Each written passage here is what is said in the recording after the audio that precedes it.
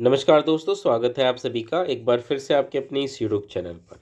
दोस्तों, आप सभी बच्चे जो एचटेट 2024 का एग्ज़ाम देने जा रहे हैं, आप सभी के लिए ये वीडियो काफ़ी इम्पोर्टेंट है। कुछ ऐसी बातें हैं जिन पर मैं आपके साथ अभी चर्चा करूँगा और ये इस प्रकार की चीज़ें हैं जो आपको और हमको अक्सर नहीं पता होती। ये पर्दे के पीछे की बातें हैं। तो कुछ ऐसे कारण हैं जिनके आधार पे हमें ये पता चल पा रहा है कि शायद परीक्षा तिथि में बदलाव संभव है। हालाँकि अभी तक ये ऑफ़िशियली कुछ भी अनाउंस नहीं किया गया सरकार के द्वारा। अभी तक की जो यथास्थिति है वो यही है कि एग्ज़ाम इसका 7 और 8 दिसंबर को ही होना है। लेकिन जिस प्रकार से चीज़ें चल रही हैं उससे उम्मीद ये लग रही है कि शायद इसकी परीक्षा तिथि में बदलाव हो जाए। आपको पता होगा जब इसका नोटिफ़िकेशन आया था तो उसके बाद से ही बहुत ही कम समय आपको अप्लाई करने के लिए दिया गया। फिर एग्ज़ाम डेट रिलीज़ की गई और फिर ये देखा गया कि बहुत ही कम समय आपको तैयारी के लिए भी दिया गया है। और जैसे कि हम सभी जानते हैं एचटेट इसलिए इम्पोर्टेंट है क्योंकि इसके बाद हमें हरियाणा में टीचिंग वैकेंसीज देखने को मिलेंगी। ये बात भी कंफर्म की गई है। तो ऐसे में इतना कम समय दिया गया, ऊपर से सरकार की अपनी तैयारियां भी नहीं है, जिसके कारण जो आम बच्चे हैं जो तैयारी कर रहे हैं इसकी, वो काफ़ी दबाव में भी हैं। ठीक है। खैर, इन सब बातों पे हम बाद में चर्चा करेंगे। जो महत्वपूर्ण बात है उस पर हम चर्चा कर लेते हैं, लेकिन आगे बढ़ने से पहले आप सभी इस वीडियो को लाइक कर दीजिए, चैनल को सब्सक्राइब कर दीजिए। तो दोस्तों, जैसे कि आप सभी देख सकते हैं यहाँ पे हमें ये सूचना प्राप्त हो रही है अखबार के माध्यम से, जिसमें कि ये क्या रखा है, जो हरियाणा पात्रता परीक्षा, यानी कि हम सभी जानते हैं एचटेट बोलते हैं हरियाणा पात्रता परीक्षा को। तो जो एचटेट है उसकी परीक्षा 7 से होनी तय है, पर अभी तक जारी नहीं हुए व्यवस्था के लिए टेंडर।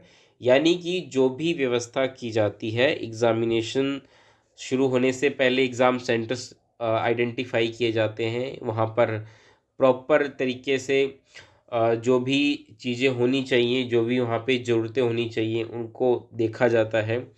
तो वो सारी चीज़ें अभी तक नहीं हुई हैं।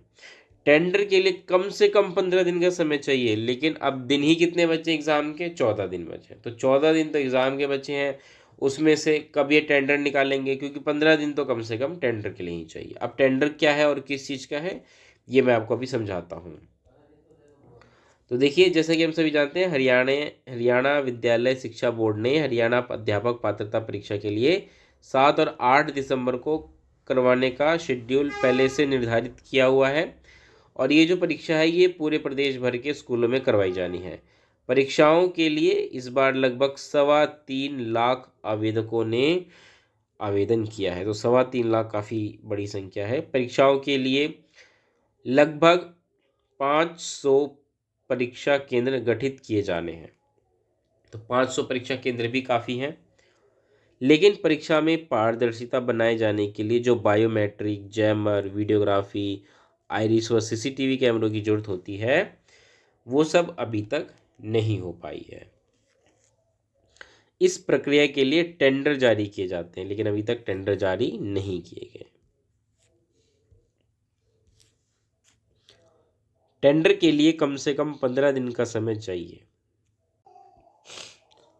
जबकि परीक्षा में केवल 14 दिन का समय शेष है। अब क्या कारण है, टेंडर क्यों नहीं जारी किए गए? तो ऐसे में देखिए कि ये क्या रखा है कि जो बोर्ड चेयरमैन है उनके बिना तो टेंडर ही नहीं निकल पाएगा। बोर्ड चेयरमैन जो है उनका पद काफ़ी लंबे समय से यहाँ पे खाली है।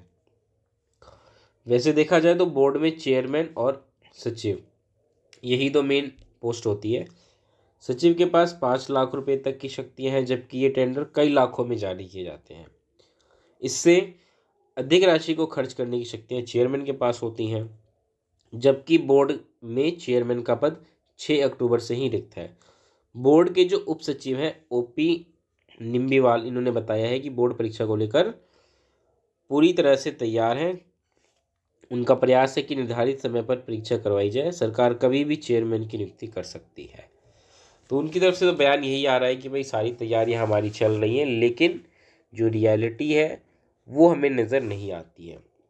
लेकिन कभी कभी ऐसा होता है कि सरकार आनन फानन में जब परीक्षाएं कराती है तो ऐसे में संभावना बढ़ जाती है कि परीक्षा लीक हो जाए या कुछ हो जाए। तो ऐसे में जो लोग पिछले 1.5 महीने से मेहनत कर रहे हैं वो सब पानी फिर जाता है। आप थोड़ा सा लेट करा दें परीक्षा, चल जाएगा, 1 महीना, 1.5 महीना, 15 दिन का समय और ले लें।